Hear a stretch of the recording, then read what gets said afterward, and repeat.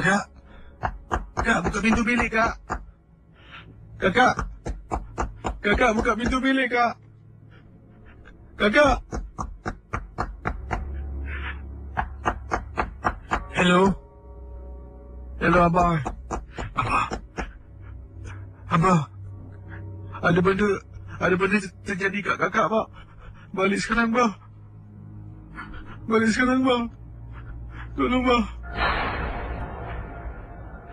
Pendengaria 897, itulah dialog yang dikirimkan membuka kisah yang pertama pada tengah malam ini dari Encik Harun.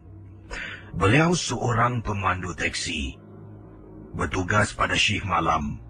Pada malam ini dimaksudkan, anak lelakinya, anak bungsu menelefon, meminta bantuan supaya balik segera. Kisi anak saya telefon dengan nada suara dalam keadaan ketakutan dan sedang menangis. Anak lelaki bungsu saya. Sambil itu saya dengar dia ketuk pintu. Suruh kakaknya buka pintu. Bila saya tanya kenapa, dia tak boleh cakap. Dia panggil saya Abah. Abah balik sekarang, Bah. Cepat, Bah. Kakak, Bah. Jadi saya yang ketika itu berada agak jauh dari rumah. Pendengar misteri jam 12. Kata Encik Harun, saya tinggal di lorong Buangkok. Dan pada malam yang dimaksudkan, saya berada agak jauh dari kawasan rumah saya. Waktu kejadian ini berlaku, saya berada di Chua Chu Kang. Baru saja saya turunkan seorang penumpang. Tapi nasib baiklah Kisi, penumpang dah diturunkan, barulah panggilan saya jawab. Jadi bila saya jawab panggilan itulah, dialog yang saya kirimkan pada kiriman awal email ini untuk Kisi bacakan kepada pendengar misteri jam 12. Rakan-rakan MJ12 Encik Harun kata saya memandu pulang ke rumah dengan fikiran yang berkecamuk, dengan perasaan yang tak tenteram. Tak tahu apa sebenarnya yang berlaku. Saya tidak ada isteri. Isteri saya meninggal dunia 2 tahun yang lalu. Pendengar misteri jam 12. Apabila saya pulang ke rumah, saya dapat lihat anak saya masih mengetuk pintu bilik dan anak lelaki saya terus menunjukkan dan menuju ke arah saya.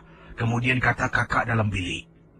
Rakan-rakan MJ12, saya cuba tendang pintu beberapa kali sampai pintu bilik anak saya terpecah dan ternganga terbuka luas. Kisi, sampaikan jiran sebelah dan jiran bawah naik. Berdiri depan pintu rumah, ada yang terjenguk-jenguk. Ada juga jiran sebelah masuk ke dalam. Jiran sebelah saya masuk ke dalam nak berikan bantuan. Bila saya masuk dalam bilik, anak perempuan saya, Kisi, apa dia tengah buat tahu tak? Rakan-rakan MJ12, anak gadis Encik Harun sedang mengambil kain batik lepas yang digunakan ketika arwah meninggal dunia yang ada dalam almari. Dia ambil kain batik lepas, dia bungkus badannya. Bila saya masuk, badannya Kisi yang hairan dah macam orang yang dikafankan.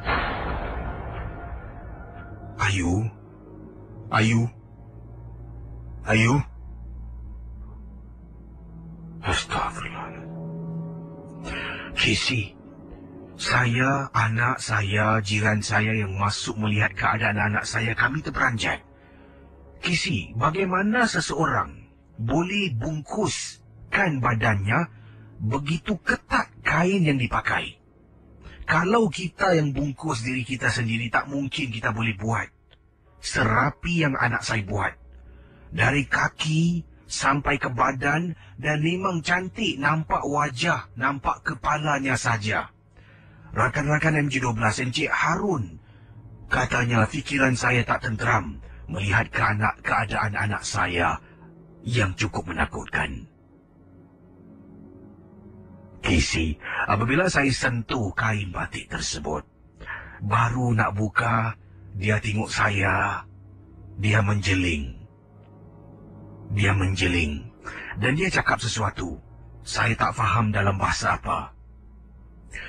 Dia cakap sesuatu dalam bahasa yang mana saya tidak faham. Kemudian, saya panggil seorang rakan sahabat saya, kata Encik Harun. Beliau adalah seorang ustaz. Datang ke rumah. Ustaz tersebut sejam kemudian datang ke rumah saya. Meminta saya air. Rakan saya meminta saya air. Di air tersebut dia bacakan sesuatu. Kemudian dia suruh saya sapu di muka anak. Mula-mula anak saya seolah-olah memberontak. Tak nak disapu mukanya. Rakan menekan badan. Tetapi walaupun di kafan kedua-dua tangan tak digunakan, bila dia merontah tu Casey memang cukup kuat. Teman-teman misteri jam 12. Dipendekkan cerita, kata Encik Harun. Anak saya terkena sampukan pembuatan pocong. Ini setelah saya, anak lelaki, anak gadis, balik kampung 2 minggu yang lalu di salah sebuah kawasan di Melaka.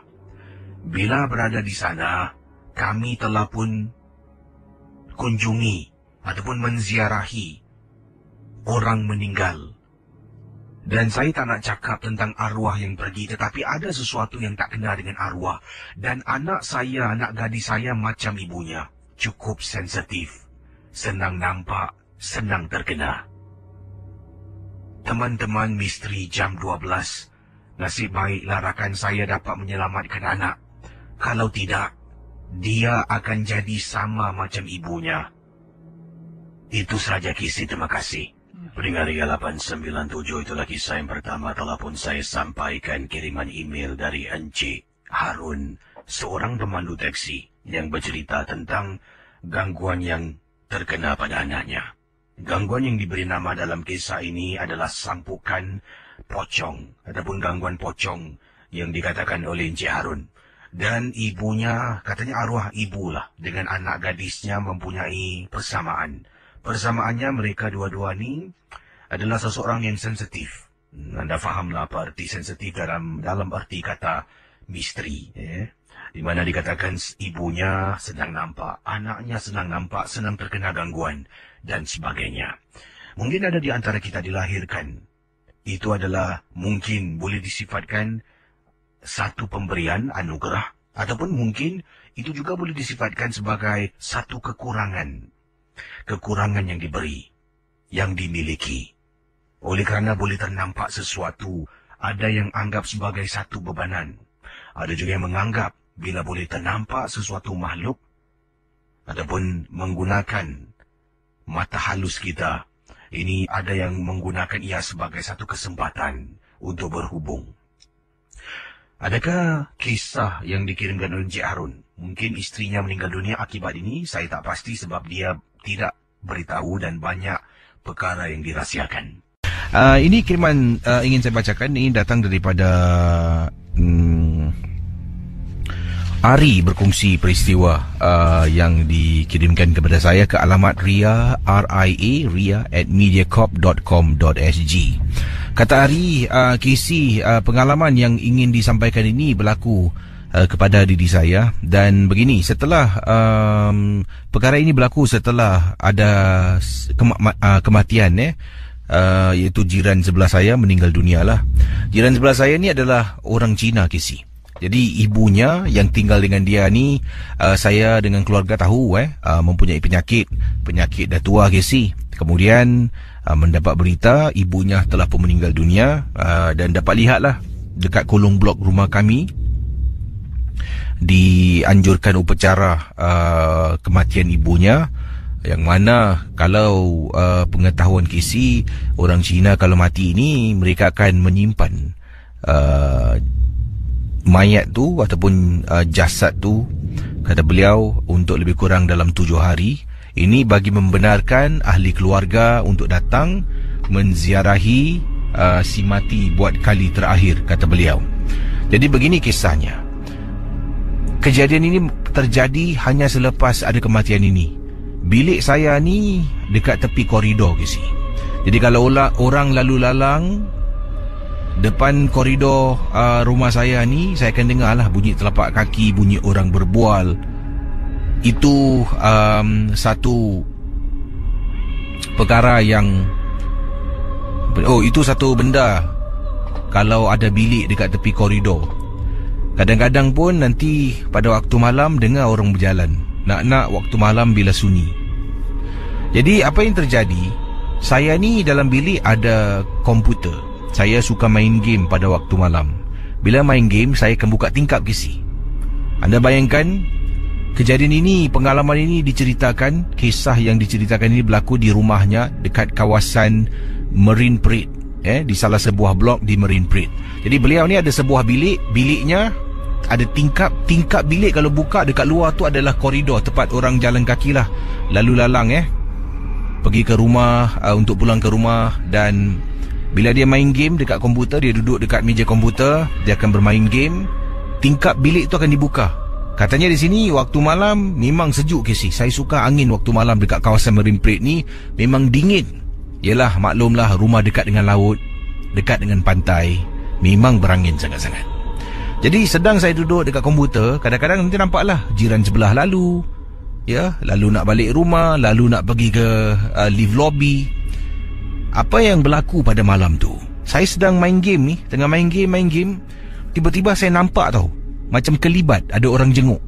Jadi bila mata saya sedang memberi tumpuan pada monitor skrin dalam bilik saya ni, tengah main game, tengah tengok monitor skrin, sebelah kiri ni adalah pandangan tingkap bilik. Saya punya vision, walaupun depan saya nampak sedang konsentrate, tapi vision saya sebelah kiri ni boleh lihat macam ada kelibat, macam orang menjenguk. Jadi bila saya perasan ada orang menjenguk, saya pun toleh sebelah kiri dan dia hilang Casey. Hilang dari pandangan. Jadi mendengar Ria 897, mungkin agaknya saya begitu khusyuk sampaikan saya rasakan macam ada orang sedang menjenguk. Tak apa, terus main game Casey. Tengah seronok main lagi, dah masuk 10 minit, 15 minit. Kemudian sekali lagi Casey, kelibat yang sama menjenguk daripada tingkap bilik. Saya pusing, toleh ke sebelah kiri, dia hilang lagi. Kali ini saya rasa seram sejuk pula. Rasa macam tak kena gaya. Tetap saya main game tak tutup tingkap. Kali ketiga Casey, tengah main game, apabila saya pusing dalam masa yang sama tu, memang tak nampak kelibat, tetapi saya boleh pusing. Tak ada kelibat lah, tapi tergerak hati untuk toleh. Bila saya toleh, dalam masa yang sama dia pun menjelma, menjenguk. Casey, wajahnya sama dengan nyonya ataupun Cina, orang Cina kepada ibu jiran saya ni yang meninggal dunia. Sama Casey. Bila ternampak, saya terus astaghfirullahalazim, ya Allah, apa benda tu? Saya bangun, suara game saya kuatkan sedikit suara game, pergi dekat tingkap, bismillah. Saya tutup tingkap saya. Nak main game dah tak ada mood sebab takut. Saya baring dekat atas katil saya kebetulan betul-betul tepi tingkap. Saya baring, katanya untuk legakan fikiran, tapi tak boleh Casey. Dia main ketuk-ketuk tingkap Casey, 2 kali dia ketuk, tuk. Saya angkat bantal, tarik selimut, pergi ke ruang tamu, tidur dekat ruang tamu Casey. Sampailah ke pagi. Sampailah ibu saya kejutkan saya. Terima kasih. Selamat tengah malam. Hani Faizal kata, apa khabar Casey? Khabar baik Hani Faizal kata, saya ingin ketengahkan satu peristiwa pengalaman, dan ini berlaku di salah sebuah lapangan terbang di Singapura. Sebenarnya beliau ada sebutlah terminal berapa, saya tak nak beritahulah. Saya ni bertugas di lapangan terbang di salah sebuah butik, dan saya pulang agak lewat lah. Dan bila pulang lewat tu, kita ada abang driver yang akan menghantar kita pulang ke rumah. Jadi teman-teman saya yang lain pada malam itu semua nak keluar sendirilah. Ada yang boyfriend ambil, jadi saya seorang saja yang tinggal dan sedang menantikan abang driver yang telah pun menelpon saya yang dia akan lambat sedikit. Saya pun tunggulah tempat biasa. Sedang saya tunggu ni, kelihatan di sebelah ujung macam ada perempuan berdiri di tepi rod. Yang hairan ni, bila wanita tu berdiri, dia berdiri tegak dan tidak pandang kiri kanan. Saya perhatikan dia dari tepi. Kemudian oleh kerana saya tak naklah terlampau, katanya di sini obvious, terlampau ketara sangat, yang saya sedang memerhatikan dia, daripada saya berdiri betul-betul seolah-olah sealiran dengan dia, saya ke belakang. Jadi bila saya berdiri belakang, saya boleh nampak dia berdiri di bahagian hadapan sebelah kiri. Jadi kata Hani, bila datang kenderaan ni, laju ke si van ni, pandu. Kemudian perempuan tu lompat. Saya sampaikan terpekik ke si dibuatnya. Bukan apa, terkejutlah. Wanita tu nak bunuh diri. Yang hairan, pemandu van tersebut boleh keluar. Kemudian ada juga pelancong-pelancong yang lain, dia tolonglah angkatkan beg mereka. Saya tengok lama lagi si. Takkan pemandu van ni tak tahu dia langgar orang ni.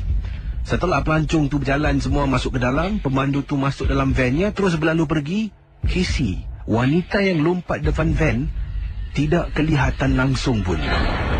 Saya punyalah takut. Kemudian saya rasa saya macam seorang. Saya terus telefon lah, si driver ni di mana? Dia kata dah sampai. Memang betul, letak telefon, muncul van dia dari jauh.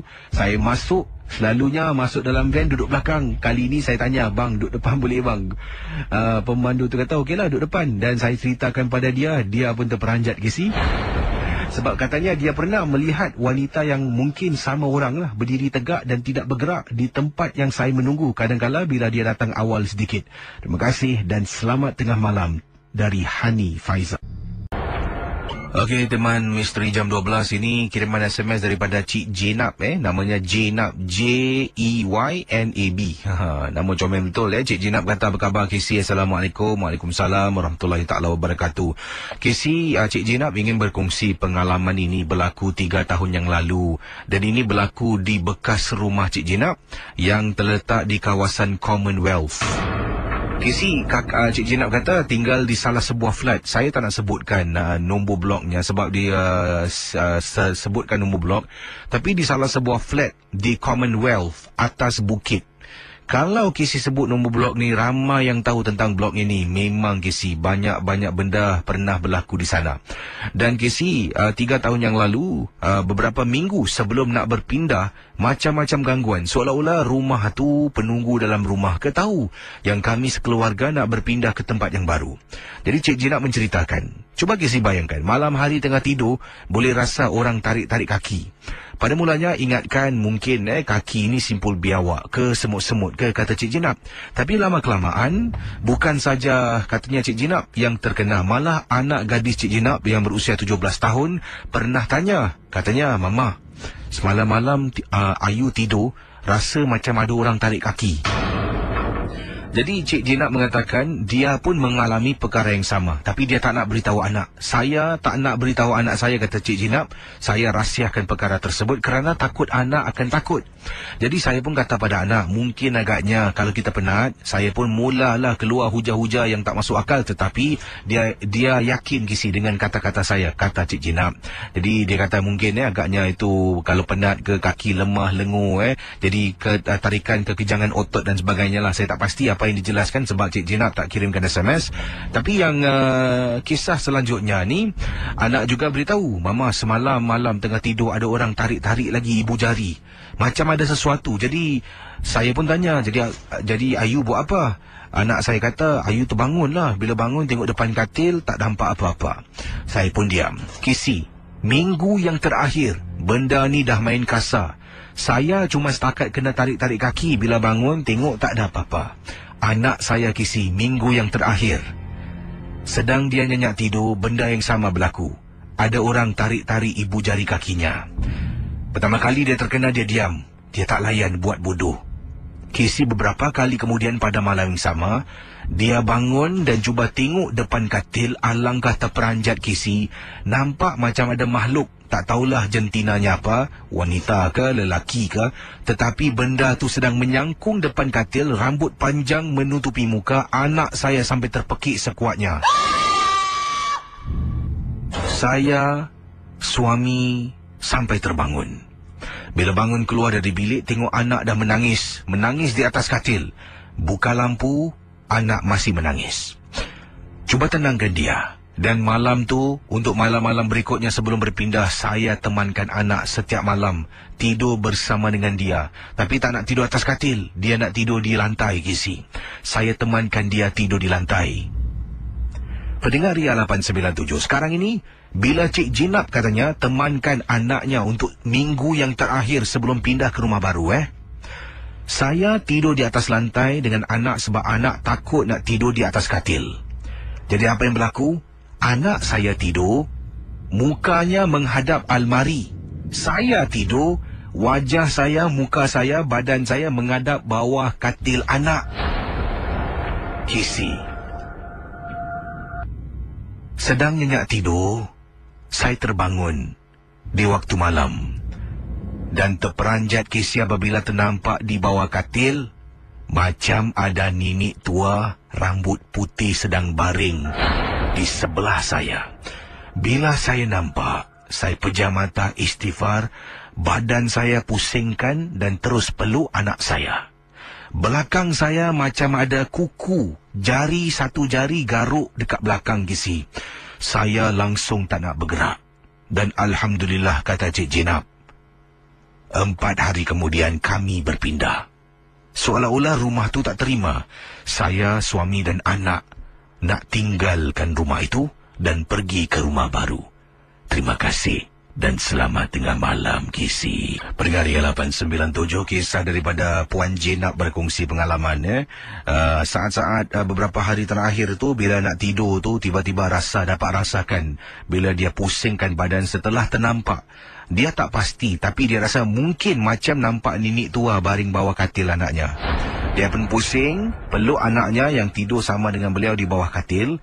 Dan tiba-tiba rasa belakang ada macam orang garuk dengan satu jari. Ayolah, Puan Jinab lagi boleh pusing. Kalau saya dah nampak bawah katil tu macam ada benda, saya bukan pusing. Sebab pusing membelakangi benda tu, tak tahu apa dekat belakang. Saya akan kejutkan anak, suruh dia tidur dengan saya ke dekat luar lah. Ruang tamu lagi selamat lah. Ya, rapat-rapat dengan timbuk pun baik lah. Itu pengalaman yang menyeramkan berlaku di salah sebuah blok di Commonwealth. Itu estate perumahan, salah satu estate perumahan yang lama. Kalau dulu saya tinggal Tanglin Halt. Kalau naik taksi selalu saya dengar ibu kata, Tanglin Halt Cap Lau. Ingat lagi tak? Siapa sini teman-teman di Facebook yang tinggal di Tanglin Halt? Jadi naik taksi, Uncle Tanglin Halt Cap Lau. Dia tahu bagaimana kan? Pandu. Dan dulu di belakang sana tu ada rel kereta api. Sekarang Malaysia dah ambil balik lah besi-besi dan kayu-kayu mereka. Jadi belakang tu dah jadi macam satu jalan yang panjang lah. Jadi di sana pun dulu saya dengan rakan-rakan tangkap spider dekat rel kereta api tu. Dulu kenangan lah, masuk dalam kotak mancis, kotak kaset. Itu dulu. Suzlina katanya, Suzlina, selamat tengah malam KC dan juga pendengar MJ12. Saya pernah satu ketika dahulu menunggang motosikal. Suzlina menunggang motosikal. Dan ini berlaku dekat kawasan ini berlaku dekat kawasan Mandai Road. Seorang diri menunggang motosikal waktu malam, angin sejuk. Saya dah biasa tunggang motosikal seorang diri waktu malam. Tiba-tiba dekat kawasan Mandai Road ni, saya terasa motosikal saya ni macam berat semacam. Dan bila berat ni, saya tahu bahawa berat yang saya sedang tunggang motosikal ni rasanya sama seperti ada orang duduk di belakang motosikal saya, Casey. Sepanjang perjalanan, yalah kita ni menunggang motosikal, mana ada CD player. Saya baca Kisi, mulut komat kamit membaca Ayatul Kursi. Nasib baiklah saya hafal surah ni. Jadi saya confident sikit. Jadi saya baca ayat kursi sambil menunggang motosikal. Masih lagi berat. Ya baca dan baca, terus baca. Tiba-tiba motosikal saya kembali ringan, macam saya seorang sajalah yang menunggang motor itu. Terima kasih dan mohon maaf kalau kisah saya tak berapa seram. Terima kasih kembali. Berikut kiriman email seorang pendengar yang beritahu saya, kisah apa khabar? Khabar baik. Tolong ketengahkan pengalaman tapi jangan sebut nama di email. Itu nama sebenar saya dan saya tidak ingin orang yang mungkin sedang mendengar rancangan ini tahu tentang apa yang saya nak ketengahkan. Gunakan nama samaran Julie. Baiklah. Julie ingin ceritakan tentang seorang rakan ataupun acquaintance, kawan kerja tapi tak rapat. Macam itulah. Namanya S. seorang gadis. Julie dan S, mereka berdua adalah seorang pramugari ataupun air stewardess. Bertugas bersama dengan salah sebuah syarikat penerbangan. Di sinilah mungkin SIA, mungkin Silk Air, mungkin Qantas dan sebagainya. Tak nak beritahu anda syarikat mana, tapi salah sebuah syarikat penerbangan. Kisah yang Julie bukan nama sebenar nak ceritakan. Katanya di sini, saya ada seorang teman namanya S. Acquaintance, bukan kawan rapat pun. Kami cuma berjumpa di tempat tugas, senyum angkat tangan. Kalau sama flight kami, yalah jadi cabin crew sama. Kalau tidak, tidaklah. Tapi Kisi, teman saya nama S ni, orangnya cantik sangat. Saya sebagai seorang wanita, kalau dah cakap dia cantik, memanglah cantik orangnya. Sehingga kan ramai Kisi, passenger, kalau saya flight sama dengan beliau, ramai sangat akan memerhatikan dia. Kadang-kadang timbul juga rasa cemburu. Tapi rezeki dia lebih cantik dari kita. Yang penting kita buat tugas. Kisi. Selain dari itu juga, ada Kisi, pilot-pilot yang beberapa kali cuba berkenalan dengan beliau. Dan sehingga kan satu hari, apabila entah macam mana tercetus pula salah seorang teman lelaki satu kabin ni menceritakan sebab dia ni beberapa kali nak cuba berpacaran lah untuk menjadikan si budak S ni kekasihnya. Budak S ni tolak. Maklumlah Kisi, kalau dah boleh dapat pilot, siapalah nak cabin crew? Kata Julie, bukan nama sebenar. Jadi si budak S ni lepas cintanya ditolak, mulalah dibawa cerita. Dia mula katakan pada saya yang si budak S ni pakai susuk sebab tu dia lawa, ramai orang terpikat. Pada mulanya saya tak percaya. Saya tolak segala tuduhan yang rambang. Dan dia kata betul dia pakai susuk. Jadi akhirnya Kisi, satu hari ini saya dapat tahu yang saya satu flight cabin crew dengan budak S, dengan juga si Mamat yang cinta ditolak. Jadi Mamat ni datang bawa daun. Saya tanya ni daun apa? Daun kelo. Buat apa? Kau cuba taruh depan pintu sana. Nanti kau tengok apa jadi. Jadi saya pun ambil dan saya tanya lagi, kenapa taruh depan pintu? Mak aku cakap, kebanyakan orang pakai susuk takut nak langkah daun ni. Kau cuba taruh. Jadi saya pun taburkan daun tersebut. Betul-betul dekat pintu belakang kapal terbang. Apabila Kisi, si budak S ni sedang berjalan, dia terpandang bawah nampak daun-daun kecil ditaburkan, dia terpekik sekuat-kuatnya Kisi. Jadi, bila ramai teman-teman yang lain termasuklah passenger dalam kapal terbang pusing ke belakang tengok dia, tercungap-cungap. Rupa-rupanya dia buat cerita Kisi. Semua perhatikan dia, dia pun duduklah dekat satu tempat duduk yang kosong. Bila ditanya, saya dengan budak lelaki ni betul-betul di hadapannya. Seorang lagi cabin crew tanya, what happened to you? Dia kata dia nampak lipas. Nampak lipas. Kisi. Dia tunjuk-tunjuk dekat sana. Budak lelaki ni pun nampak daun, dia angkat daun tu, kutip dia buang. Barulah kunun-kunun dia baik daripada nampak lipas tu, kata Julie. Rupa-rupanya budak ni cantik, lawa, ramai yang tengok. Betul lah kata si Mamat ni, mengenakan susuk. Bagaimana Kisi? Kalau Kisi tak tahu, saya boleh kirimkan gambar. Kisi kalau tengok mesti terpikat. Tapi ingat Kisi, itu yang Kisi nampak di luaran. Di dalamnya tidak ada sesiapa pun yang tahu. Kisah selanjutnya yang ingin saya bacakan. Ini adalah pengalaman daripada teman kita. Benar ataupun tidak, Misteri Jam 12, hanya satu hiburan. Kita teruskan kisah yang terakhir pada malam ini di Ria 897 FM.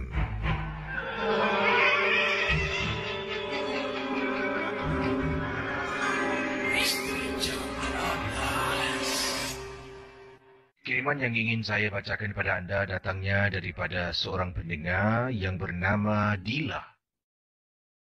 Kata Dila, peristiwa ini berlaku di sebuah rumah sewa yang saya sewa. Dan kisah yang diceritakan oleh Dila berlaku di Johor. Saya ni adalah rakyat Malaysia. Asal kampung saya dari Melaka. Pada suatu hari saya nak cuba bekerja di Singapura. Biasalah Casey, mata wang Singapura kalau kita convert kepada ringgit Malaysia memang tinggi. Ramai teman-teman saya pun dah mendapatkan pekerjaan di sana. Pekerjaan pun yang mereka dapatkan bukanlah yang susah-susah, di mana menjadi attendant minyak, ada yang juga bekerja di factory. Kasi bayangkanlah, kalau di Malaysia kita bertugas cuma dapat RM1,400. Di Singapura dapat $1,600. Tak ke double. Tapi masalahnya ulang-alik tu. Saya ada lesen motor. Setelah saya dapat pekerjaan, saya pun mencari rumah untuk saya sewa. Rumah ni adalah sebuah rumah flat. Ini lama dahulu. Tapi sekarang rumah flat yang disebutkan ni dah tak wujud lagi. Dah terbengkalai. Dengar-dengar dah nak dirubuhkan kalau tak silap saya, katanya Dila. Daripada rumah saya di Johor, saya akan menunggang motosikal untuk ke Singapura bertugas. Bertahun saya buat kerja ni. Alhamdulillah rezeki, Casey. Bukan senang nak cari rezeki, tapi kalau usaha, kita akan dapat apa yang kita impikan. Jadi setelah saya dapat kumpul duit yang secukupnya, saya mula buka dan meniaga kecil-kecilan di kawasan rumah saya di Melaka. Tapi pengalaman saya tentang sebuah rumah yang saya sewa. Ini di Johor, sebuah rumah flat. Saya tinggal di tingkat 4. Hampir setiap malam, 12:30 malam sampai pukul 2 pagi.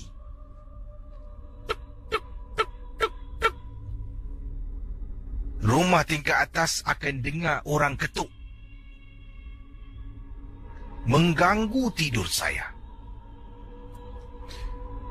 Mula-mula saya buat bodoh sebabnya saya orang baru yang baru sewa rumah dekat situ.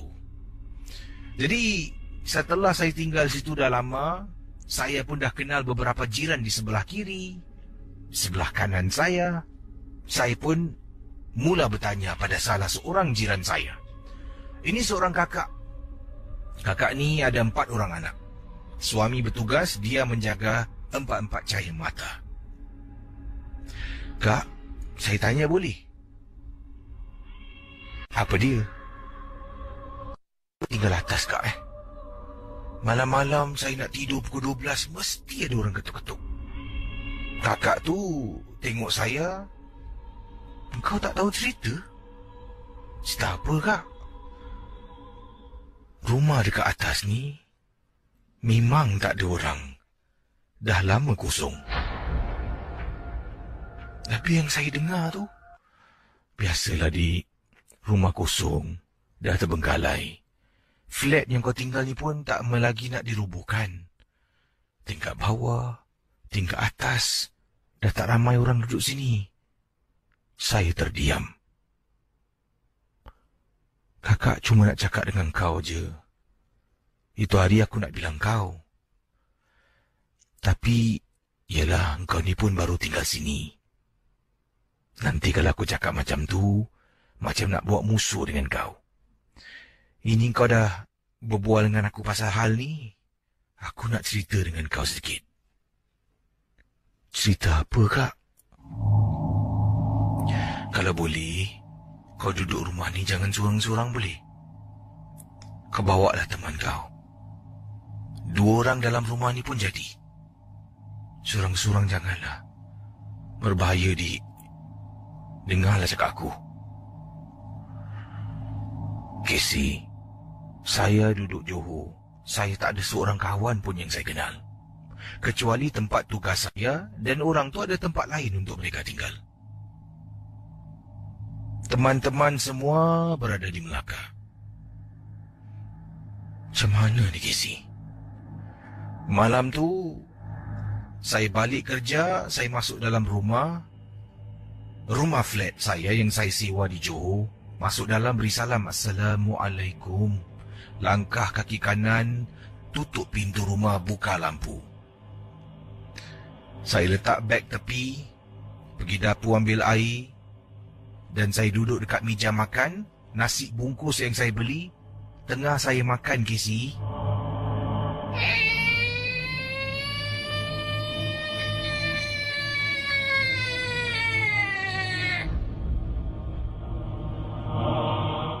Kata Dila, saya dengar dalam rumah yang saya sewa, rumah flat ni, Casey. Dengar suara orang macam meringik. Tajam suara, terperanjat saya dibuatnya. Siapa tu? Tak kelakar. Astagfirullahaladzim, bismillahirrahmanirrahim. Saya makan lagi. Tengah makan,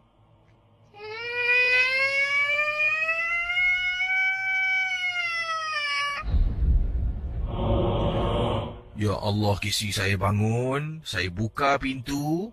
Baru saya nak jejak kaki dekat luar, kakak yang tadi saya berbual dengan dia keluar daripada rumah. Dila,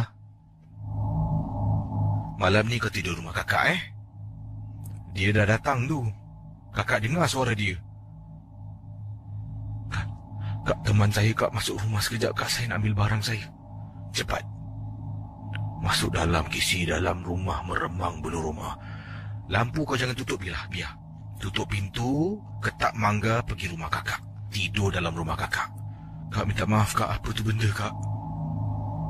Kakak tak tahu apa benda, tapi kakak dengar orang cakap. Kalau kau duduk sorang-sorang dalam rumah ni dekat tingkat atas, ada makcik ni pelihara polong.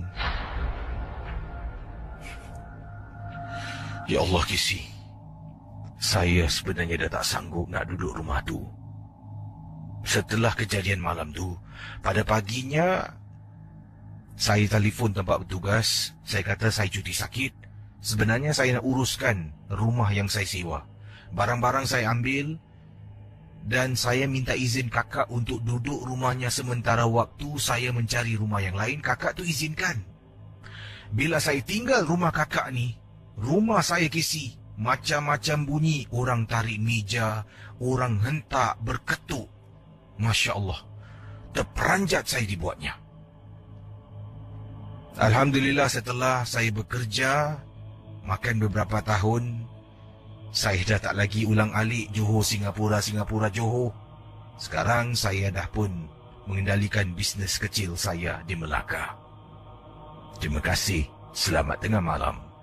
Dari Dila. Dan ada yang tanya, ini berlaku di sebuah, ini saya boleh cakap lah sebabnya dah tak wujud lagi tempat ni, Ini di Bukit Caga. Caga, betul sebetulnya. Flat di Bukit Caga yang pernah dialami oleh Dila satu ketika dahulu. Seram, tinggal seorang-seorang tu. Bayangkan nak cari rezeki bukan senang ni. Ada seorang teman berkongsi, itu teman saya nama Idris, berkongsi tentang lagu-lagu pemanggil hantu. Okey. Kesemuanya ada 5. Tapi tak tahulah jauh mana kebenaran lagu-lagu ini. Antaranya yang saya rasa mungkin agak lucu sedikit. Ada satu lagu ni yang dimaksudkan di sini dalam kategori lagu memanggil hantu juga. Okey, antaranya lagu yang di sini disenaraikan lagu Lingsir Wengi. Beberapa orang Jawa percaya kalau kamu menyanyikan lagu Lingsir Wengi bakal muncul kuntilanak di berdekatan dengan kamu. Lagu ini sudah dinyanyikan secara turun-menurun oleh orang-orang Jawa, tapi enggak ada yang tahu siapa sebenarnya mencipta lagu ini. Meski kedengaran agak menyeramkan, Lingsir Wengi banyak beredar dikongsi melalui laman internet. Ada dikatakan di sini menerusi laman lain, entah benar ataupun tidak, ini hanya pendapat pandangan si penulis ini. Ada yang katanya Lingsir Wengi ini juga kalau didengarin seorang diri ataupun oleh orang yang kurang semangatnya, mampu nampak sesuatu yang menakutkan. Ada lagu-lagu yang lain seperti lagu Malam Satu Suruh. Merupakan tanggal pertama dalam kalender Jawa dan biasanya diperingati pada malam hari setelah maghrib, mengingatkan bahawa pengganti hari Jawa dimulai saat matahari terbenam dan bukan tengah malam. Masyarakat Jawa percaya kalau Satu Suruh adalah hari yang paling keramat. Itulah kenapa lagu Malam Satu Suruh dipercayai sebagai lagu mistik yang bisa memanggil makhluk halus. Juga ada filem yang dilakonkan oleh Suzana kalau tak silap saya. Lagu filmnya yang dipanggil Malam Satu Suruh. Mungkin ada di antara anda dah menonton filem itu. Apa pendapat anda tentang kisah filem Malam Satu Suruh? Saudara, kita akan teruskan bercakap tentang muzik. Ini ada satu lagi kisah yang ingin saya sampaikan dalam Misteri Jam 12. Saudara pendengar yang 897, saya terima kiriman email. Ini kisah berkenaan dengan lagu. Ini adalah lagu yang dikirimkan pada saya dan saya dikatakan Kisi kalau kalau boleh jangan putarkan lagu ini on air hanya untuk Kisi dengar dan boleh Kisi nyanyikan semula sedikit lah sebagai contoh kepada para pendengar. Jadi saya akan nyanyikan sedikit apa yang saya dengar tapi tak semua. Bila dengar lagu ni pun agak seram sedikit meremang bulu rumah ya. Jadi apa yang berlaku, pendengar kita yang hanya ingin dikenali sebagai Mel, beliau berkongsi kejadian ini berlaku 5 tahun yang lalu. Waktu itu katanya 5 tahun yang lalu tu setelah nenek meninggal dunia. Tapi sebelum tu katanya nenek saya ni, kata Mel, suka menyanyikan lagu berikut ini untuk cucu-cucunya yang masih kecil. Dia nyanyi untuk cicit, nyanyi kalau ialah datang ke rumah. Dan dalam rumah nenek saya, kata Mel, ada tempat buai, gantung buai budak-budak. Memang tempat gantung tu tak pernah dibuka. Nanti kalau ada cucu atau cicit datang yang masih kecil lah, dia akan gantung tempat buai tu, dia akan letak cucu, dia akan duduk dalam bilik, dia akan menyanyi. Lagu yang dinyanyikan ni, kalau boleh saya nyanyikan sedikit takut nanti pula ternyanyi penuh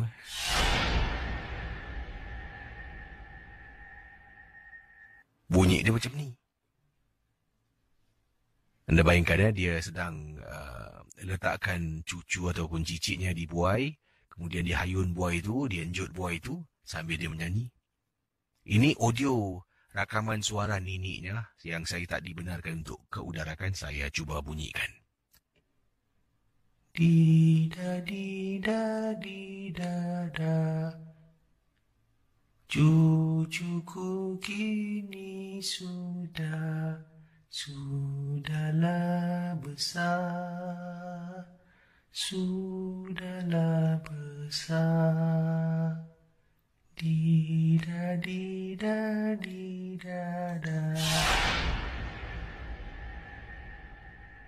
Jadi saudara pendengar ya 897, itu contoh kalau sedang mendengar setelah nenek meninggal dunia, lagu itu menghantui kami sekeluarga. Malam-malam tengah tidur, dalam bilik nenek, tidak ada orang berani tidur dan take over bilik nenek saya. Semua takut. Tengah duduk dekat ruang tamu sorang-sorang, nanti nampak seolah-olah susuk tubuh arwah sedang duduk dekat atas lantai. Tangan sedang pegang sesuatu di hadapan macam buai. Dengar dengan jelas suara arwah menyanyikan lagu yang sama.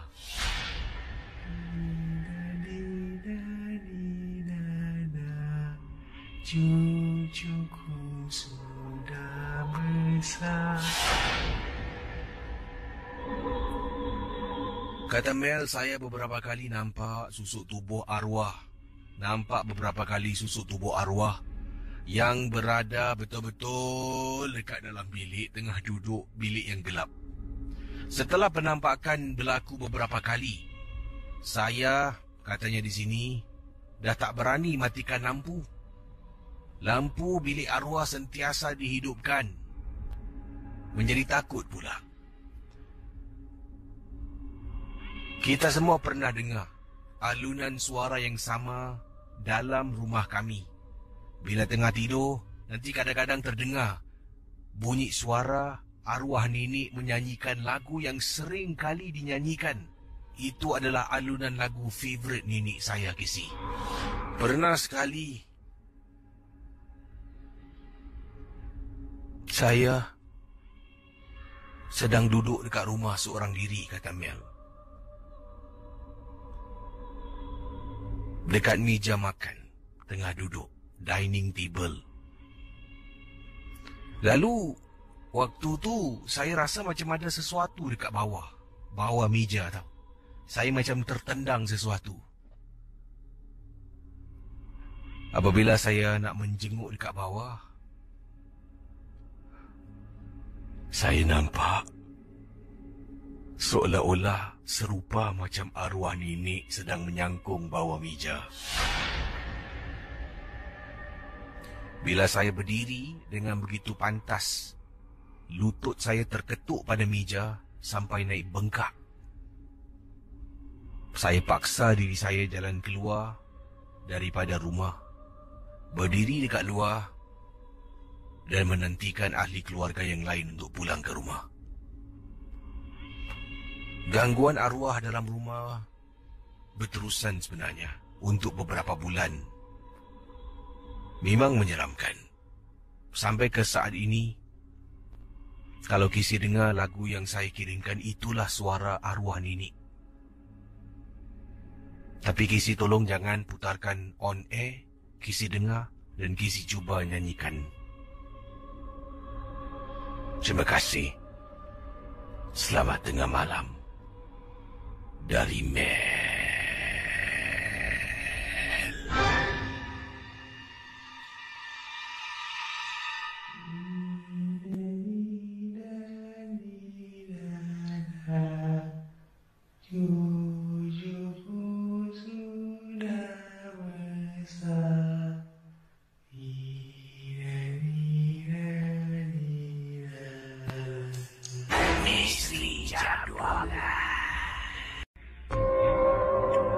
Pendengar Ria 897, Anda boleh hubungi saya sekarang di 669-11897 dan pastinya kisah-kisah Anda akan saya terus ketengahkan dalam rancangan MG12.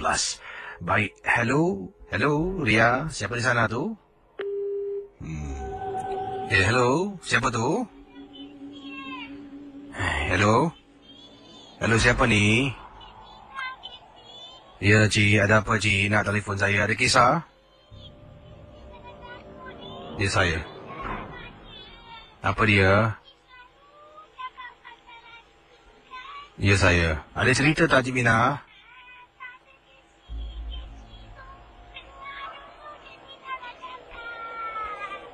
Ya, tak apa. Terima kasih, Makcik, Mohon maaf lah. Baik.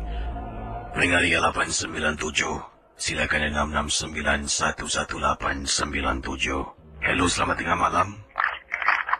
Hello. Hello? Ya, siapa bercakap tu?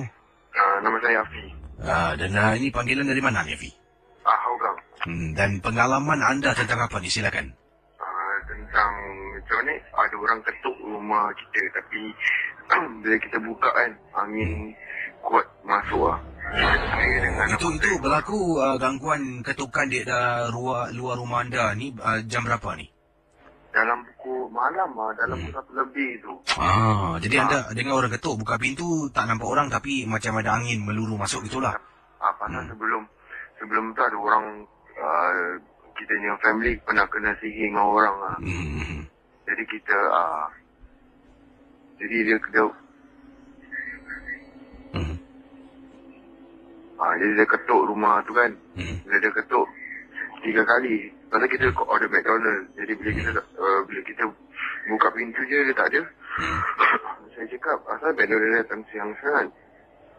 Terus adik saya kan yang perempuan tu sedang ke sampuk. Jadi saya pergi kat dia, saya tengok dia macam sesak nafas. Itu je lah pengalaman saya. Yang awak tinggal di kawasan Hougang, tempoh hari baru saya telah pun di bawah servis salah sebuah kawasan dekat Hougang.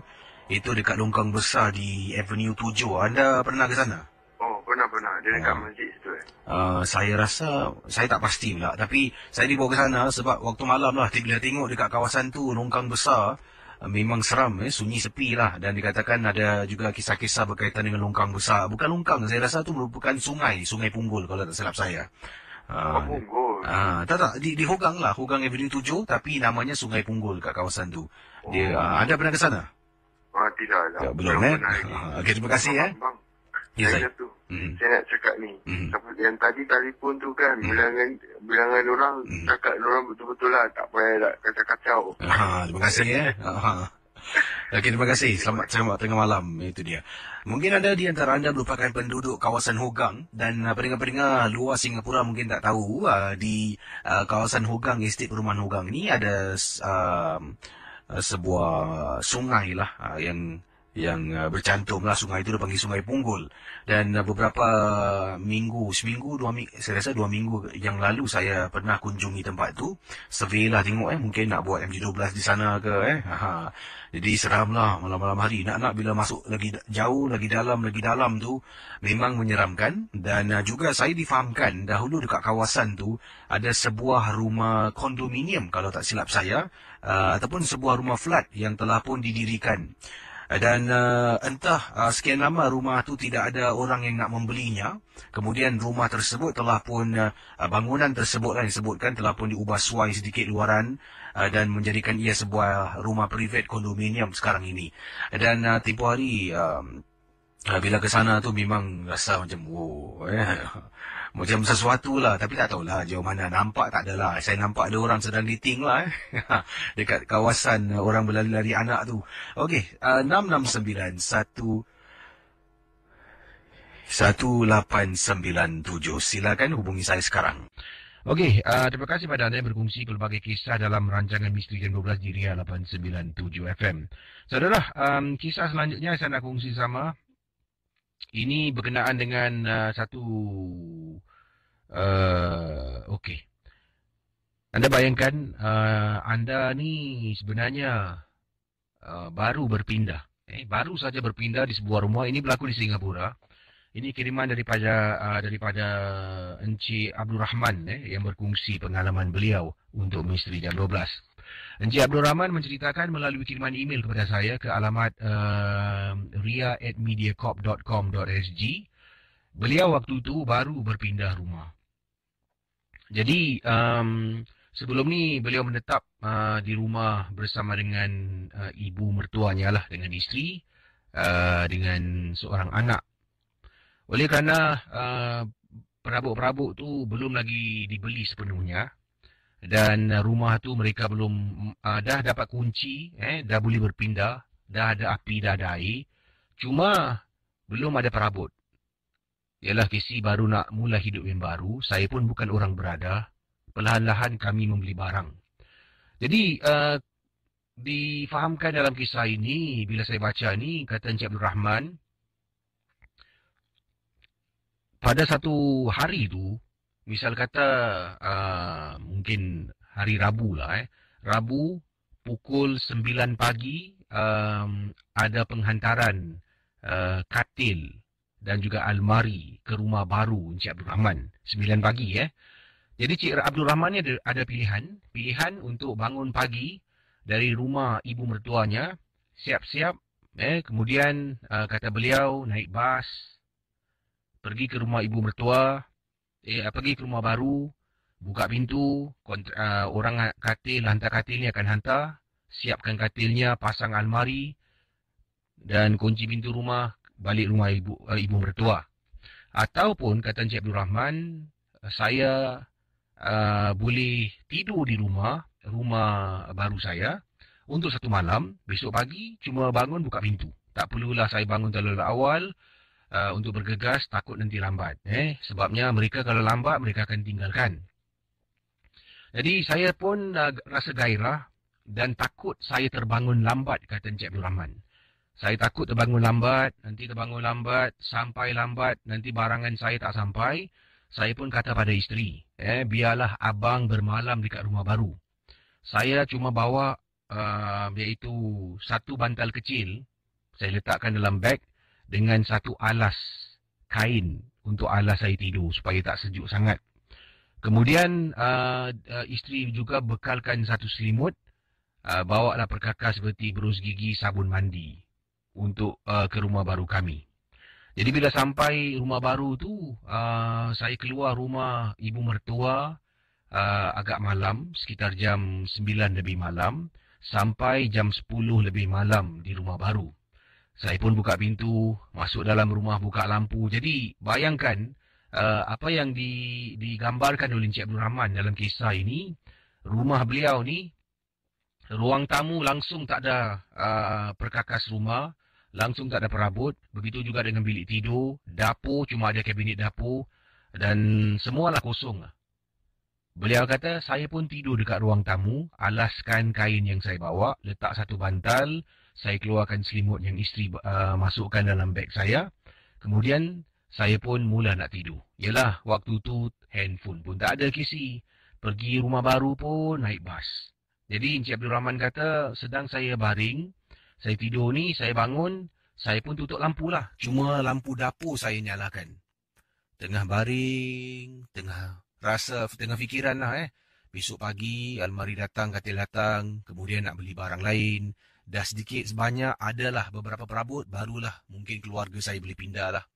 Sofa semua nanti boleh lah kisi. Cuma yang penting, mesti ada peti ais, televisyen untuk anak-anak, mesti ada katil untuk anak saya, untuk saya dengan isteri dan almari. Yang lain tak penting sangat lah.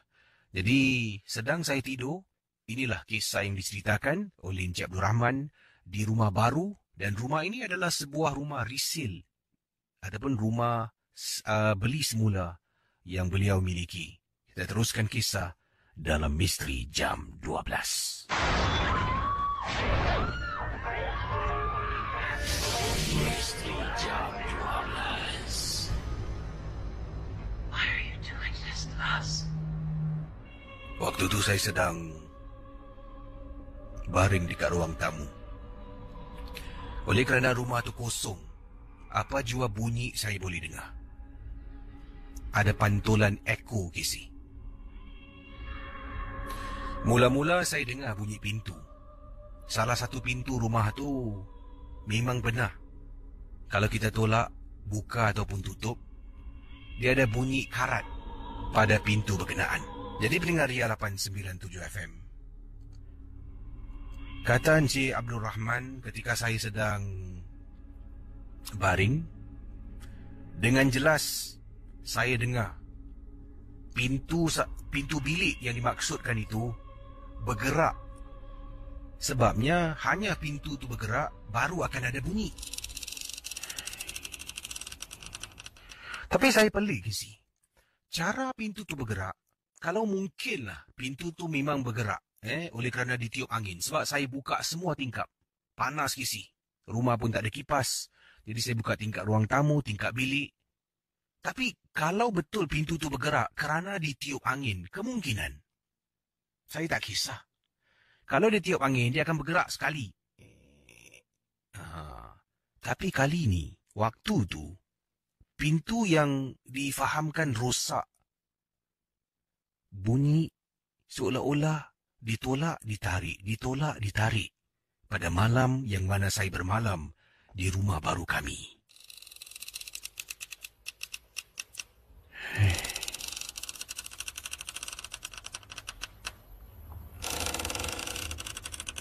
Pendengar Ria 897 FM. Hanya ada cahaya pada lampu dapur. Saya bangun. Berjalan menuju ke pintu bilik. Saya tengok tingkap memang saya buka. Saya cuba tolak pintu tu memang berbunyi. Kemudian, saya cari apa yang boleh saya cari dalam rumah tu. Yang boleh saya letak pada pintu supaya pintu tu tak bergerak dan tak berbunyi. Pergi dapur, saya buka almari atas bahagian bawah almari. Ternampak ada satu tong cat yang kosong. Saya keluarkan tong cat, memang kosong, dah kering. Saya angkat tong cat tu, saya letak pada pintu. Jadi setidak-tidaknya pintu tu kalau ditiup angin dah tak bergerak lagi. Saya pun baring dekat atas lantai. Pendengar Misteri Jam 12, kata Encik Abdul Rahman. Kali ini belum sempat saya lelapkan mata. Ketegeng! Saya bangun, saya nampak Tung Chat bergulik kesi macam ada orang tendang. Astaghfirullahalazim. Saya dah tahu dah. Ada sesuatu yang tak kena dengan rumah ni. Maklumlah, rumah ni pun belum lagi disema. Malam tu juga, saya keluarkan surah Yasin yang saya bawa bersama. Saya duduk dekat ruang tamu. Saya baca Yasin. Tengah baca. Kisi pintu bilik tu bergerak sekali lagi dan tiba-tiba dihempas dengan begitu kuat.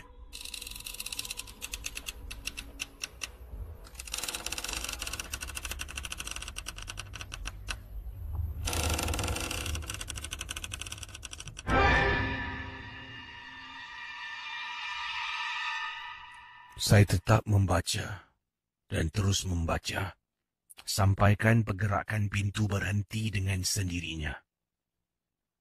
Habis saja saya baca Yasin, keadaan rumah tu macam ada sesuatu yang tak kena. Malam tu tak boleh tidur, Kisi.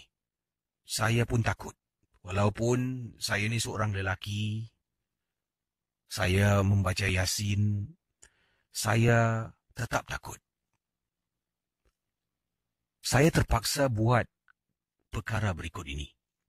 Saya bangun, pergi pintu depan, buka pintu depan. Kemudian saya buka lampu. Lampu bilik 1, lampu bilik 2. Rumah tu cuma ada 2 bilik tidur. Kemudian lampu ruang tamu saya matikan sebab kalau terlampau terang pun saya tak boleh tidur. Saya tidur dekat dengan pintu rumah saya. Tengah tidur depan pintu rumah, saya dapat rasakan macam ada orang langkah badan saya. Orang langkah badan, Kisi.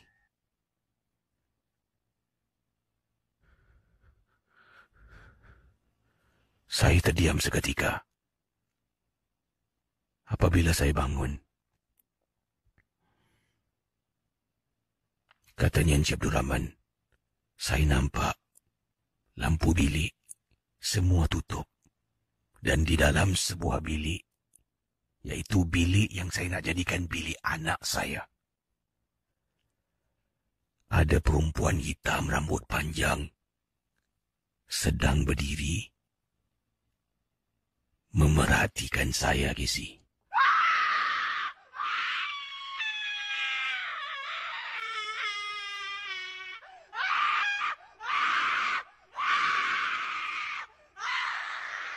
Mendengar rancangan Misteri Jam 12 di Ria 897 FM. Kisah Encik Abdul Rahman tadi menakutkan dan menyeramkan.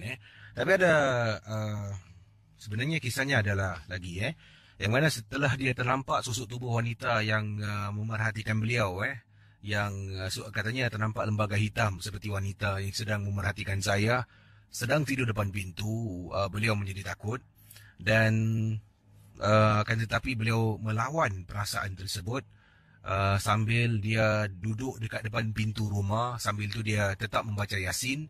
Sampaikan terlampau penat, dia pun tertidur di hadapan pintu rumah. Bayangkan, kalau jiran lalu nampak Cik Rahman tidur dalam bilik, dalam rumah yang kosong tu, mesti jiran tu terperanjat. Tapi Alhamdulillah, keesokan pagi delivery sampai.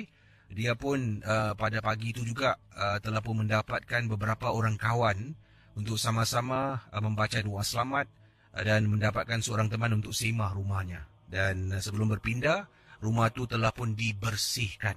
Bersihkan ni bukan bersih kemas apa bersihkan secara semah lah yang dilakukan oleh Encik Abdul Rahman. Terima kasih pada Encik Abdul Rahman.